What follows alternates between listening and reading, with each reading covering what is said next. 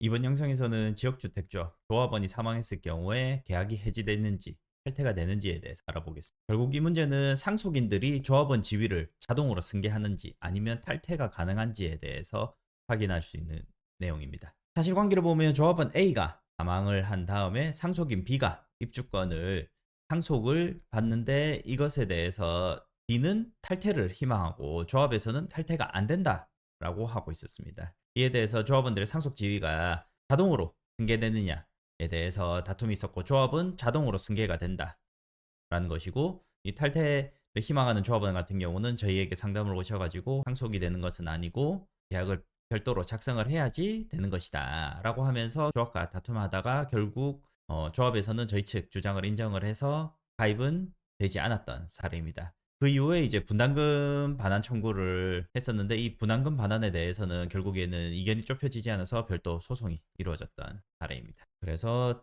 이 조합원 지위와 관련해서 상속인이 조합원 지위를 승계받으려고 하면 명시적으로 가입 의사 표시가 필요합니다. 단순히 상속재산 분할 협의만으로 자동이 승계되는 것은 아닙니다. 이 지역주택조합 같은 경우는 조합원이 공동으로 되는 것은 불가능합니다. 한 명만 가능하기 때문에 상속재산 분할 협의를 통해서 상속인이 뭐 2명이든 3명이 있다 하면 누군가 한 명이 상속을 받는 것으로 해야 되고 승계를 하겠다라고 하면 이제 한 명이 상속받는 것으로 해야 합니다. 그런데 조합원 지위를 상속받는 것이 아니라 단순히 조합원 분담금을 상속을 받아서 그 분담금에 대해서 반환 청구를 하겠다라고 하면 반드시 한 명만 승계를 받을 필요가 있는 것은 아니고 상속재산 분할을 하면서 이 분담금에 대해서 법정 상속분으로 분할을 하셔도 관계가 없습니다. 이와 관련해서 관련 법조항을 알아보면 주택법 시행령 22조에서는 조합 설립 인가를 받은 후에는 해당 조합원을 교체하거나 신규로 가입하게 할 수 없다라고 하면서 예외적으로 가능한 부분에 있어서 조합원 사망으로 인해서 결혼이 발생한 범위 내에서 충원하는 경우에는 조합원 가입이 가능하다라는 것이고 주택법 21조에서 조합원 자격과 관련해서 보면 조합원 사망으로 지위를 상속받은 자는 여러 주택법 시행령과 주택법에 따른 자격 요건이 필요하지만 그 자격 요건이 없어도 조합원이 될 수 있다라고 되어 있습니다. 결국에는 이 충원이라는 부분과 조합원이 될 수 있다라는 점을 본다라고 하면 이것은 조합원으로 가입이 가능하다라는 점이지 이것을 반드시 아니면 자동으로 조합원이 된다라는 의미를 가지는 것은 아니기 때문에 결국에는 상속받은 상속인의 의사에 따라서 이 가입 여부를 결정할 수 있게 되는 것입니다. 그래서 가입을 결국 하지 않게 된다라고 했을 경우에는 이제 조합 규약에 따라서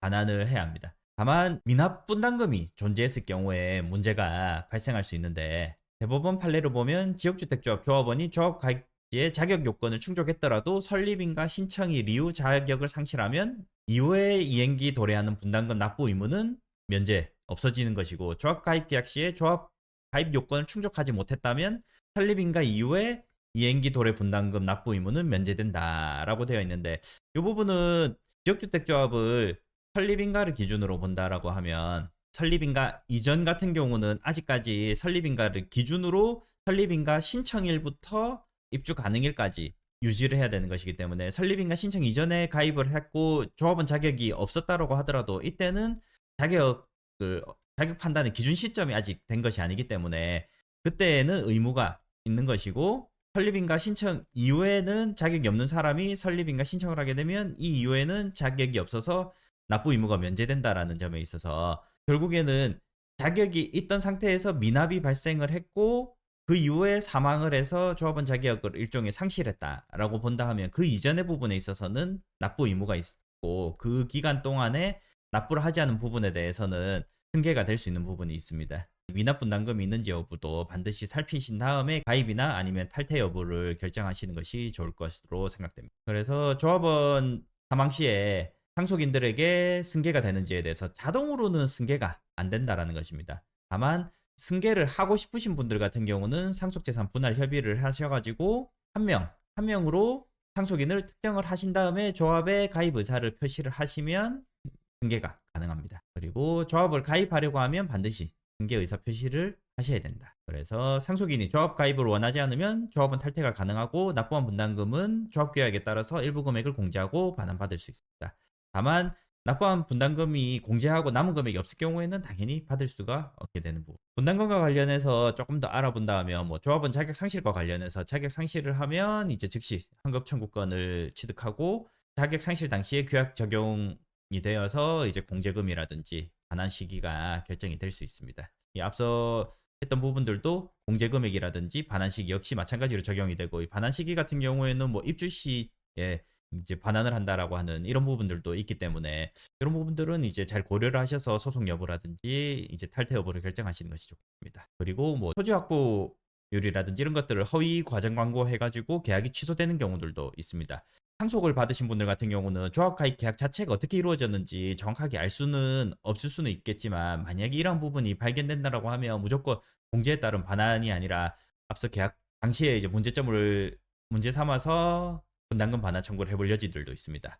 위약금 같은 경우는 과다한 위약금 20%가 10%로 조정된 사례가 있습니다. 이거는 대구 고등법원 사례인데 이렇게 조정이 된 사례가 사실 많지는 않습니다. 오히려 조정이 된 사례가 예외적인 부분이기도 한 부분으로 보이는데, 다만 이렇게 20% 정도의 이제 높은 분담금을 공제하는 경우들도 사실 많지 않기 때문에 어떻게 보면 두 가지의 예외 사항이 한꺼번에 된 부분이라고 보이고, 이런 부분을 고려한다면 향후에도 이제 20% 이상의 높은 위약금을 요구한다. 요 20%는 전체 분담금의 20%입니다. 20%의 높은 분담금을 요구하는 경우에 있어서는 손해배상 예정액으로 감액이 될 여지도 있기 때문에 이런 부분을 충분히 주장을 해볼 수 있을 것 같습니다. 그리고 분담금 반환을 약정을 한다라고 하면 총회결의가 반드시 있어야 됩니다. 언제까지 돌려주겠습니다라고 한다 하더라도 그에 따른 약정은 이제 반드시 총회결의를 거치도록 합니다. 그래서 이제 총회결의가 없다라고 하면 약정이 있다 하더라도 이것만 가지고 청구가 불가능하게 될 수 있으므로, 반환을 혹시 언제까지 해주겠다라고 약정을 한다고 하면 총회결의가 있는지 확실히 확인을 하시는 것이 좋겠습니다. 그리고 요 무자격자 뭐 계약 관련해 가지고 또 혹시나 이제 피상속인, 그리고 사망자가 이제 최초부터 무자격자였는지 여부도 확인할 필요성이 있습니다. 물론 이제 이 부분에 대해서는 계약은 유효하다라고 인정을 했고, 그럼 그에 따라서 무효가 아니기 때문에 분담금 전액을 반환 못 받는다라고 하는 부분들도 있겠지만, 하급심에서 충분히 주장이 안 된 부분들도 있다라고 보이고 후 판결을 좀 지켜봐야 될 것 같은데, 조합원 자격이 없다고 해서 계약이 유효하다고 하더라도 앞서 본 판결처럼 이미 자격이 없으면 분담금 납부 의무가 없습니다. 분담금 납부 의무가 없으니까 결국에는 분담금 납부한 의무가 없을 거를 납부를 했으니까 결국 이 부분은 부당이득으로 반환 청구가 가능한 거 아니냐라고 다퉈볼 여지도 있기 때문에 이런 부분을 한번 봐야 될 것 같고, 그리고 마지막으로 어떻게 보면 굉장히 중요한 부분 중에 하나가 이제 실제 집행 절차. 승소는 했는데 결국 조합에 돈이 없거나 아니면 신탁사에 전부 돈이 있어서 집행이 안 되는 경우들이 있습니다. 신탁사에 대해서 채권 압류 취심이나 이런 부분들을 해가지고 우회적으로 하는 판결들도 간혹 있기는 한데, 현재는 대법원에서 채권 압류 취심이 불가능하다라는 취지로 일단은 판결이 내려져 있기 때문에 이 부분을 결국에는 신탁사에 돈이 있다라고 하면 돈은 있지만 집행이 불가능하고, 조합에 아예 이제 뭐 신탁사든 뭐든 돈이 없다라고 하면 또 받을 수가 없게 된다라는 점에 있어서 상당한 변호사비를 들여서 장기간에 걸쳐서 해서 승소를 했다 하더라도 결국 집행이 불가능하면 아무 의미가 없고 오히려 변호사비만 추가로 쓰게 되는 부분들이 있으므로 실제로 집행이 가능한지 여부도 잘 판단을 하셔서 소송에 진행을 하시는 것이 좋겠습니다. 여기까지입니다.